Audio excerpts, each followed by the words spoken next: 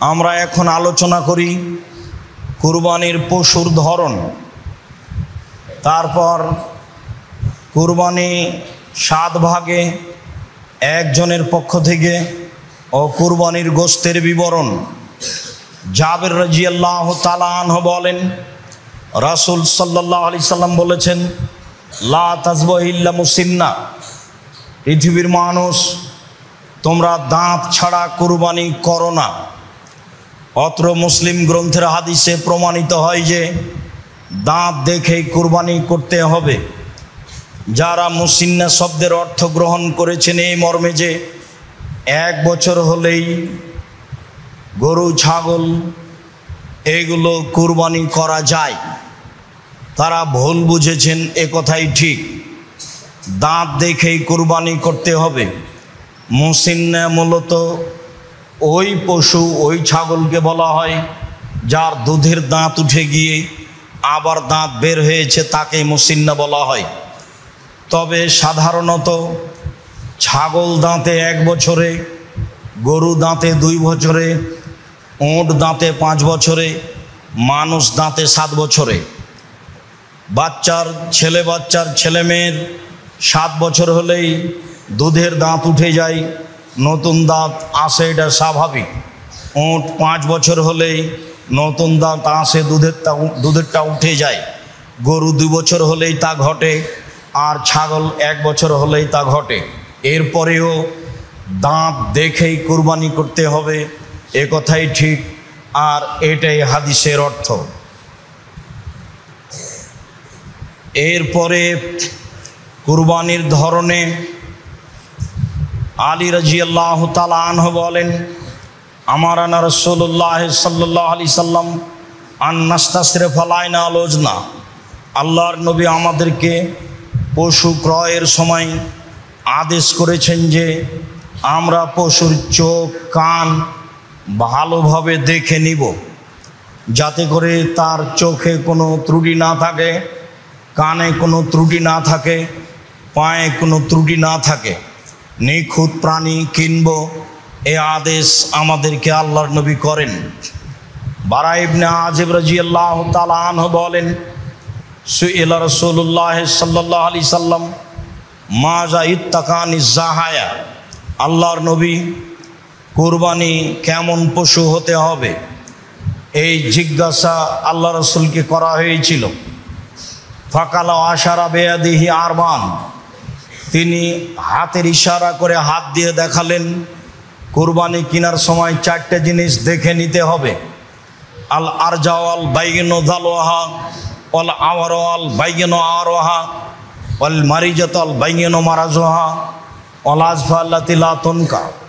পশু নেওয়ার সময় দেখে নিতে হবে স্পষ্ট ল্যাংড়া হয় না যেন, স্পষ্ট কানা হয় না যেন, স্পষ্ট রোগা হয় না যেন, গায়ে গোস্ত থাকে যেন, মোটা তাজা হয়, শুখা শুষ্ক গায়ে গোস্ত নাই এমন হয় না যেন।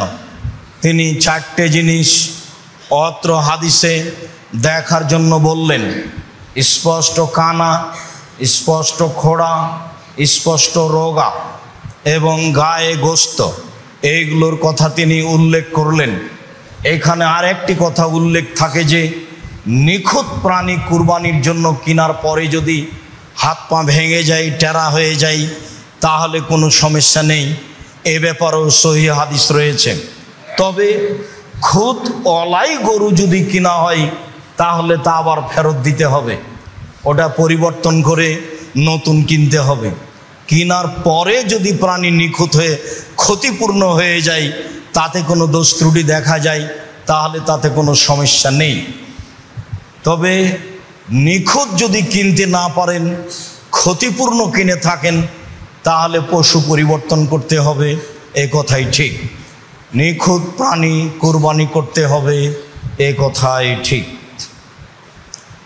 সম্মানিত মসজিদের মুসল্লি, এবার আমরা আলোচনা করি কুরবানি একজনের পক্ষ থেকে না, 7 জনের পক্ষ থেকে। জাবের রাদিয়াল্লাহু তাআলা আনহু বলেন, রাসূল সাল্লাল্লাহু আলাইহি সাল্লাম বলেছেন, আল বাকারাতান সাবাতিন অল জাজুরান সাবাতিন, গরু 7 জনের পক্ষ থেকে, উট 7 জনের পক্ষ থেকে। গরু 7 জনের পক্ষ থেকে কুরবানি করা যায়, উটকেও 7 জনের পক্ষ থেকে কুরবানি করা যায়। ইবনে আব্বাস রাদিয়াল্লাহু তাআলা আনহু বলেন, কুন্না মান নবী সাল্লাল্লাহু আলাইহি সাল্লাম ফি সাফারিন ফাহাজার আল আজহা, আমরা একদা রাসূলের সাথে সফরে ছিলাম, কুরবানির সময় হয়ে গেল। ফাস্তারাকনা ফিল বাইরাতে আশারা অফিল বাকারাতে সাবা, আমরা উটে 10 জন অংশগ্রহণ করলাম আর গরুতে 7 জন অংশগ্রহণ করলাম। অত্র দুইটি সহিহ হাদিসে বোঝা যায় যে 7 জন একটি গরুতে অংশগ্রহণ করতে পারে, 10 জন একটি উটে অংশগ্রহণ করতে পারে। হাদিসগুলি যদিও সফরের সাথে সম্পৃক্ত, তারপরে আমরা সফরের সাথে বিবরণটি স্পষ্ট করতে চাই না, বরং বলতে চাই মানুষ যেখানে হোক না কেন জন হিসাবে 7 জন একটা গরুতে অংশগ্রহণ করতে পারে, জন হিসাবে 10 জন একটি উটে অংশগ্রহণ করতে পারে, এ কথাই ঠিক। তবে একটি গরুতে 7টি পরিবার অংশগ্রহণ করতে পারে, একটি উটে 10টা পরিবার অংশগ্রহণ করতে পারে, এ কথা ঠিক নয়। আমাদের দীর্ঘ 26 বছরের তদন্তে এরকম কোনো সহিহ হাদিস আমাদের নজরে আসেনি যাতে 7 পরিবার একটি গরুতে অংশগ্রহণ করবে, যাতে 10 পরিবার একটি উটে অংশগ্রহণ করবে। এছাড়াও আহলে হাদিসের একজন বড় পণ্ডিত মানুষ মাওলানা আব্দুল্লাহিল কাফি আল কুরাইশি তার ফতোয়া মাসাইল বইয়ে আজ থেকে প্রায় 50 থেকে 60 বছর আগে উল্লেখ করেছেন এই মর্মে যে আমি আব্দুল্লাহিল কাফি আল কুরাইশি, একটি গরুতে 7 পরিবার অংশগ্রহণ করবে, একটি উটে 10 জন 10 পরিবার অংশগ্রহণ করবে, এমন হাদিস আমি অবগত হতে পারিনি। অবশ্যই 7 জন আর 7 পরিবার, 10 জন আর 10 পরিবার এক নয়। সম্মানিত মসজিদের মুসল্লি, সম্মানিত দেশবাসী, যারা আমরা অবগত আছি 7টি পরিবারের পক্ষ থেকে একটি গরু কোরবানি করা যায়, অবশ্যই তারা জনকে ধরেই বলছি। আমি অবশ্যই এখানে বলতে চাই, যারা খুব জোর দিয়ে এভাবে বলছে তাদেরকে এত শক্ত পথ থেকে ফিরে আসাই ভালো। বলা যেতে পারে তার পক্ষ থেকে যে একটা গরুতে একটা পরিবারই উত্তম, একটা ছাগলে একটা পরিবারই উত্তম, 7 পরিবারের পক্ষ থেকে দেওয়া যায়, হালকা হওয়া ভালো। কিন্তু বলার গতিটা এমন যে বলে এইভাবে, কে বলছে একটা গরুতে 7 পরিবার অংশগ্রহণ করা যাবে না? তার বলার গতিতে মানুষ যেটা সঠিক সুন্দর সেটা পায় না, বলার ঢং গতি খুব শক্ত, যার কারণে সঠিক যেটা সেটা থেকে মানুষ দূরে থেকে যাচ্ছে। সম্মানিত মসজিদের মুসল্লি, যারা অনলাইনে দেশের বিদেশের বিভিন্ন স্থান থেকে আমাদের সাথে অংশগ্রহণ করেছেন, করবেন বলে আমরা আশাবাদী, তাদেরকে আমরা বলতে চাই একটি পরিবারের পক্ষ থেকে একটি প্রাণী কুরবানি করতে হবে মর্মে একাধিক হাদিস রয়েছে। কয়েকটি বুখারী মুসলিম থেকে পেশ করি, পরে আরও পেশ করব ইনশাআল্লাহ। সম্মানিত মসজিদের মুসল্লি, জাবির রাদিয়াল্লাহু আয়েশা রাদিয়াল্লাহু তাআলা আনহা বলেন, আমার রাসূলুল্লাহ সাল্লাল্লাহু আলাইহি সাল্লাম বেকাবসিন আকরানা, আল্লাহর নবী একটি সিংওয়ালা ভেড়া ক্রয়ের জন্য আদেশ করলেন। এতাও ফি সাওয়াদিন ওয়াবরকু ফি সাওয়াদিন অঞ্জরু ফি সাওয়াদিন, যেই ভেড়াটি খাবে কালোতে, হাঁটবে কালোতে, শুইবে কালোতে, যার মুখ কালো, যার পা কালো, যার পেট কালো। বিবরণে হয়তো আল্লাহ রাসূল কালো প্রাণীকেই বেশি প্রাধান্য দিয়েছেন। বিদ্বানগণ বলতে চান কালো প্রাণীর গোশতে স্বাদ বেশি, অন্যান্য প্রাণীর গোশতে স্বাদ কম, এমনটা হতেও পারে। তবে এর রহস্য আমরা স্পষ্ট রাসূল সাল্লাল্লাহু আলাইহি ওয়াসাল্লামের পক্ষ থেকে অবগত নই। তিনি বলেছিলেন, আনাসকে ক্রয় করতে যাও, একটি ভেড়া কিনো যেটা কালোতে হাঁটে, কালোতে খায়, কালোতে শয়। ফাউতিয়া বিহি লিযিহবিহি, এই কুরবানি ভেড়া তার নিকটে নিয়ে যাওয়া হলো। ফাকালা লিআয়েশা, আয়েশা রাদিয়াল্লাহু তাআলা আনহাকে তিনি বললেন, হালুমিন মুদিয়া ওয়াস হাজিয়াবে হাজারিন, আয়েশা ছুরি নিয়ে আসো এবং পাথরের মাধ্যমে তাকে ধারালো করে নিয়ে আসো। ছুরি ধারালো কাজটি আমাদের দেশে পুরুষ মানুষে করে। আল্লাহর নবী আয়েশাকে বলছেন, আয়েশা ছুরি ধারালো করে নিয়ে আসো। ফালাত, আয়েশা তাই করলেন।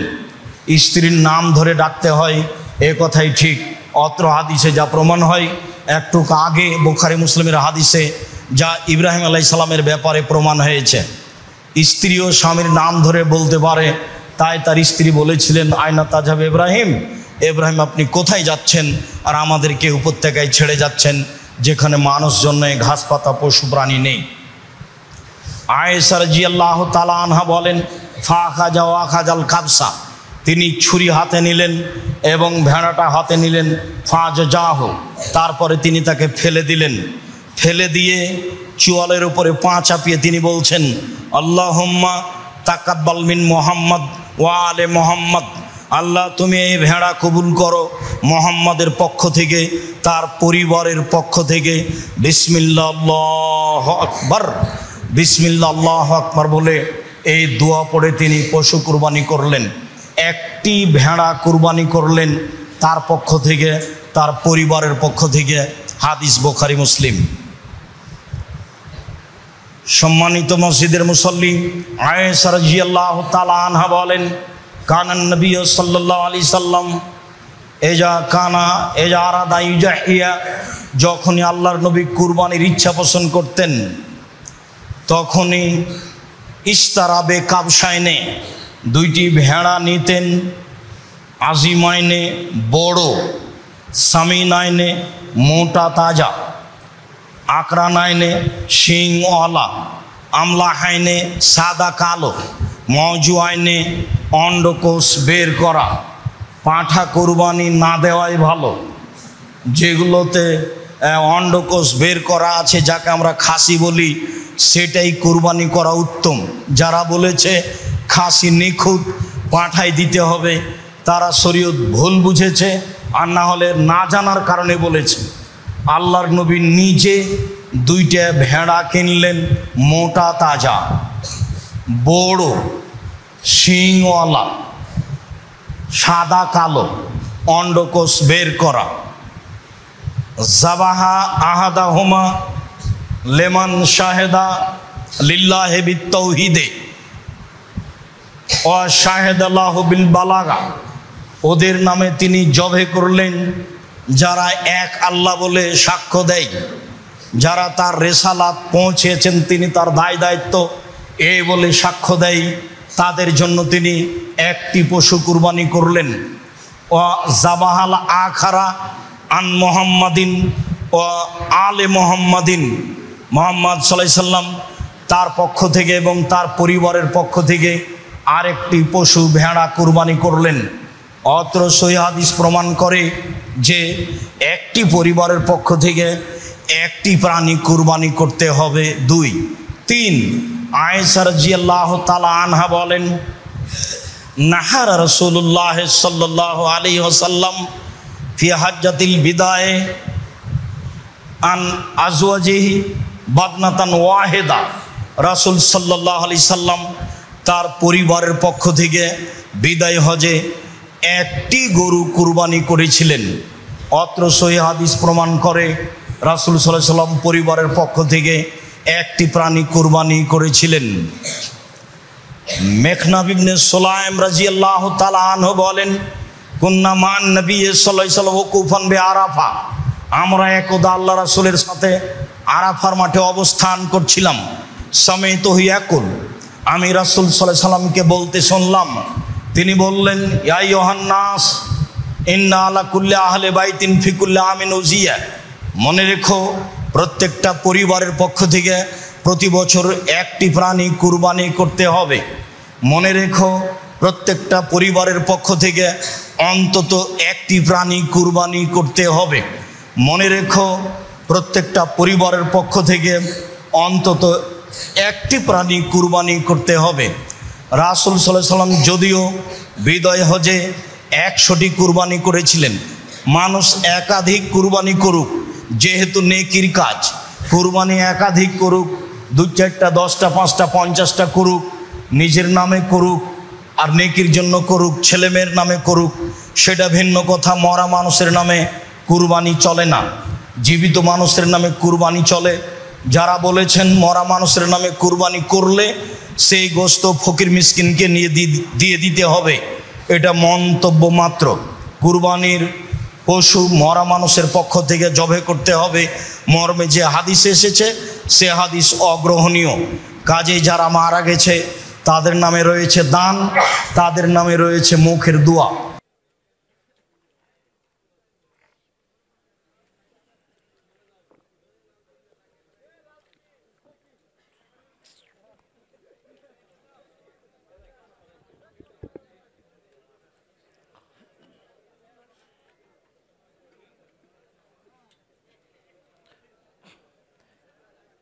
আসসালামু আলাইকুম ওয়া রাহমাতুল্লাহ। আলহামদুলিল্লাহি ওয়াহদা ওয়াসসালাতু ওয়াসসালামু আলা মান লা নাবিয়্যা বা'দা, আম্মা বা'দ। ফাআউযু বিল্লাহি মিনাশ শাইতানির রাজীম। ইন্না কাদা কুন্না আযীম। আমর ইবনে আল-আস রাদিয়াল্লাহু তাআলা আনহু قال قال رسول الله صلى الله عليه وسلم تركت بعدي فتنة أضر على الرجال من النساء ما تركت بعدي فتنة أضر على الرجال من النساء রাহুল বুখারী ও মুসলিম। সম্মানিত দিনী ভাই বোন, প্রশংসা আল্লাহর জন্য, শান্তি অবতীর্ণ হোক আল্লাহ রাসূলের উপর সাল্লাল্লাহু আলাইহি ওয়াসাল্লাম। এই চারটা সরাও তো, এই চারগুলো একটা দাও তো দেখি।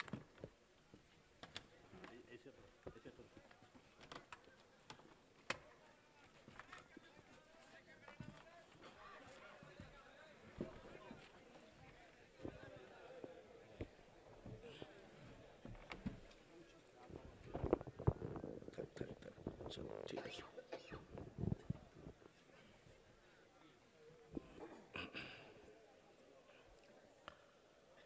সম্মানিত দিনী ভাই বোন, প্রশংসা আল্লাহর জন্য, শান্তি অবতীর্ণ হোক আল্লাহর রাসূলের উপর সাল্লাল্লাহু আলাইহি ওয়াসাল্লাম। আজকের দিনী বৈঠকে সংক্ষিপ্ত সময়ে বক্তব্যের বিষয় নারীদের ব্যাপারে রাসূল সাল্লাল্লাহু আলাইহি সাল্লামের বিশেষ সতর্কবাণী। এ ব্যাপারে আমরা এক গুরুত্বপূর্ণ সংক্ষিপ্ত তথ্যবহুল বিবরণের চেষ্টা করব ইনশাআল্লাহুল আজিজ। তোমরা যারা দায়িত্ব আছে এই সামনে থেকে ফুলগুলো খুলে নাও তো, এভাবে ফুল দিয়ে সাজাচ্ছ কেন? বাসর ঘর নাকি? এই ওটা খোলো তো এগুলো সব। আর যারা বক্তব্য শোনার নামে এসে দোকানপাটে বসে আছেন, দোকানপাটে বসে না থেকে চলে আসেন।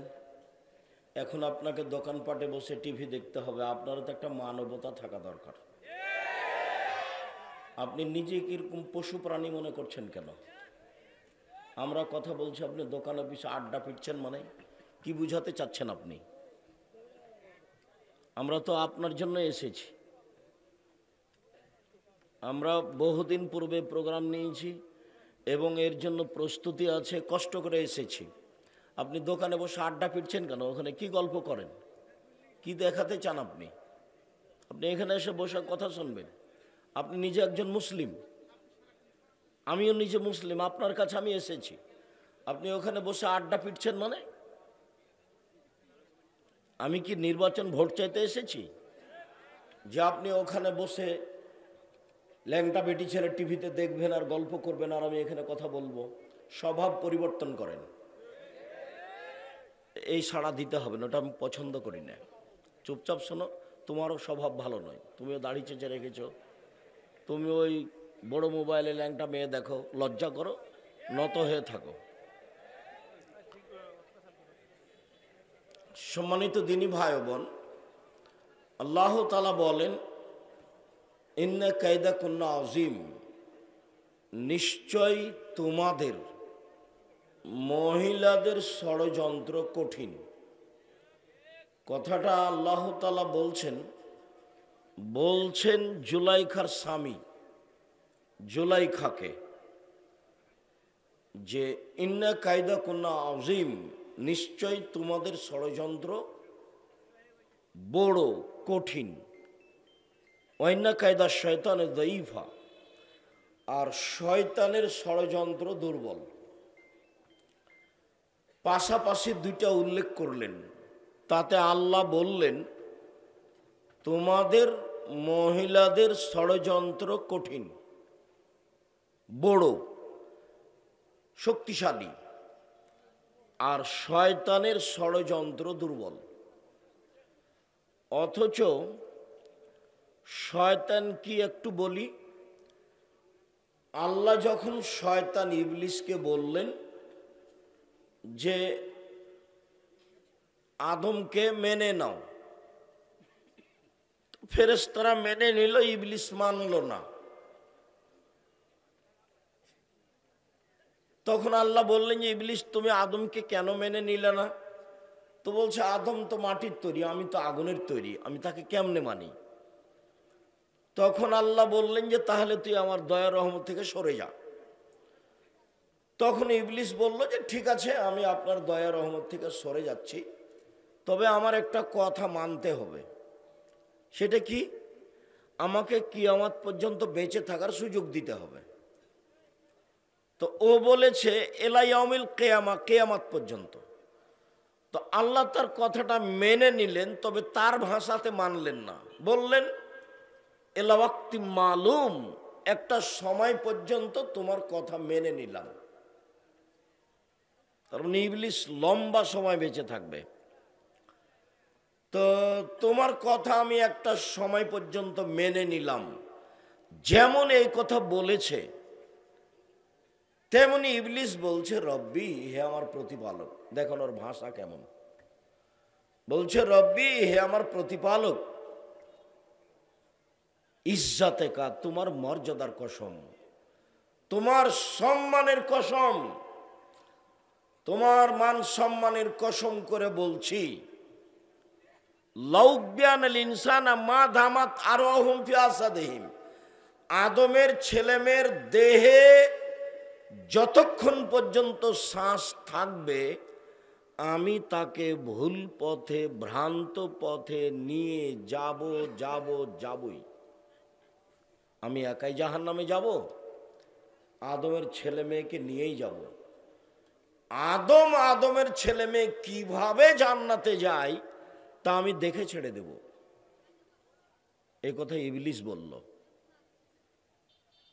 তখন আল্লাহ বলছেন শুনে রাখ ইবলিস, ইজ্জতি ওয়া জালালি ওয়া ইরতিফায়ে মাকানি, আমার সম্মানের কসম, আমার ইজ্জতের কসম, আমার মর্যাদার কসম, আদমের ছেলে মেয়ে যতবার বলবে আমার ভুল হয়েছে ততবার আমি তাকে ক্ষমা করে দেব। তবে আল্লাহ এ কথা বললেন না যে তুই পারবি না, তোকে ভুল পথে নিয়ে যেতে পারবি না, এ কথা বলেননি। বলেছেন যে আদমের সন্তান ভুল করার পরে যদি আমাকে বলে ভুল হয়েছে, তাহলে আমি তাকে মাফ করে দেব। এই কথাটা আল্লাহর নবী বলেছেন কুল্লু বানি আদম খাত্তা, আদম সন্তানই পাপী। খায়রু খাত্তাইনা তাওয়াবুন, উত্তম পাপী ওরাই যারা পাপ হয়ে গেলে ক্ষমা চায়। এই কথাটাই আল্লাহ তাআলা কোরআন মাজিদে বলেছেন ইন্নাল ইনসানা লাফি খুসর, নিশ্চয় মানুষ ক্ষতির মধ্যে, মানুষই পাপী। ইল্লাল্লাযীনা আমানু, তবে যারা ঈমান এনেছে, ওয়া আমালুস সালিহাত, সৎ আমল করেছে, ওয়াতাওয়াসাউ বিল হাক্কি, হকের দাওয়াত দিয়েছে, ওয়াতাওয়াসাউ বিস সবর, ধৈর্যের দাওয়াত দিয়েছে, ধৈর্যের, এরা ভালো। ধৈর্যের কথা সবাই বলে, কেউ জানে না ধৈর্য কি জিনিস। সময় আসলে তা গালি দেওয়ার ক্ষমতা দেখি নেই, গালি দেয়। বউ হোক, ভাই হোক, দলীয় লোকজন হোক, রক্ষা করে না ঠিক মতন, বাস কিছু একটা করেই নেই। ধৈর্য মানুষ শুধু জানে শব্দটা ধৈর্য, ধৈর্য ঘোড়ার ডিম। ঘোড়ার ডিম সবাই বলে, কেউ দেখেনি। ধৈর্য ওইরকমই। ধৈর্য মানুষ ধরা জানে না, বুঝে না, শুধু খালি শুনে। তো এই ইবলিস যে আদম সন্তানকে জাহান্নামে নিয়ে যাবেই, এটা তার দৃঢ় প্রতিজ্ঞা। এই ইবলিসের ষড়যন্ত্র দুর্বল, আর মহিলাদের ষড়যন্ত্র সবল। এই কথা আল্লাহ বলছে। তুমি তো বোকা ছেলে, দিনরাত মেয়ের প্রেমে পড়ে তার ছবি দেখো, তার গান শোনো, তোমার তো বুদ্ধি নষ্ট হয়েছে, তুমি তো ইহুদি খ্রিস্টানের তালে চলো। আল্লাহ নবী বলছেন যে আমার জীবনে বড় ভয়, আল্লাহ রসুল বলছেন আমার জীবনে বড় আশঙ্কা, আমার উম্মতের ব্যাপারে আমি খুব আশঙ্কা করি, ভয় করি। এক, আইম্মাতা মুজিল্লিন, ভ্রান্ত আলেম, মাওলানা সাহেবেরা ধর্ম বিক্রি করে খাবে, এটা আমার ভয়। মাওলানা সাহেবেরা বিকৃত ধর্ম প্রচার করবে, এটা আমার ভয়। এটা আমার 1 নাম্বার ভয়। এ কথা তিনি পৃথিবীর মানুষের সামনে বলে গেলেন। 2 নম্বরে বললেন সাতাবদ কাবাইল মিন উম্মতি আলাউসানা, আমার উম্মত মূর্তি পূজা করবে, এটা আমার ভয়। আমরা মূর্তি পূজা করব মানে প্রয়োজনে মূর্তির কাছে যাব, সম্মান করব, বাপের ছবি সুন্দর করে বেঁধে পাশে রাখবো। এমপি সাহেবকে বলছি, এমপি সাহেব আপনি মূর্তিটা নামান, আমি আপনার পাশে মূর্তি থাকাকালীন কথা বলতে পারি না। তা আমাকে বলছে যে আমি খাঁটি আহলে হাদিস। তো আমি বললাম যে আপনি পাশে মূর্তি রেখে খাঁটি আহলে হাদিস হলেন? দেখেন আমি যদি আপনার যদি অনুকূলে না হয় তাহলে আমি যাই। তো যে না না না, বসেন বসেন বসেন, মূর্তি সরাচ্ছি। তো মূর্তি সরালো। আমি কোনোদিন মূর্তিওয়ালা ঘরে প্রবেশ করিনি। বহু এরকম ঘটনা আছে। রংপুরের নাম বলছি না, এক মাওলানা সাহেব এক ঘরে বসে আছে, চতুর্দিকে মূর্তি সাজানো আছে। আসসালামু আলাইকুম ভাইজান, আপনি এই ঘরে? ইন্না লিল্লাহি ওয়া ইন্না ইলাইহি রাজিউন। তখন আমাকে বলছে যে আরে আপনি তো মুহাদ্দিস আব্দুর রাজ্জাক। এই কথা বলতে আমি এই ছেলেটাকে বললাম, এই তোমার রিক্সা কোথায়, চলো, এখানে থাকা হবে না। তখন ওরা তাড়াহুড়া করে অন্য ঘরে নিয়ে গেল। নোয়াখালীতে এক ঘরে থাকতে দিয়েছে, তো এক মৌলানা বসে আছে। মৌলানা সাহেব আবার চাঙ্গা মৌলানা, আপনারা চিনেন, নাম বলি না। তো আমি দেখছি ঘরে বসে আছেন মৌলানা সাহেব, আপনি ঘরে বসে আছেন, ঘরের ভেন্টিলেটর বুঝেন আপনারা? ভেন্টিলেটর বুঝেন? সবগুলো হচ্ছে ঘোড়া। ভেন্টিলেটরগুলো কি? তো বলছে আমি আপনার ঘরে তো বসতে পারি না, তাহলে আমি ফিরে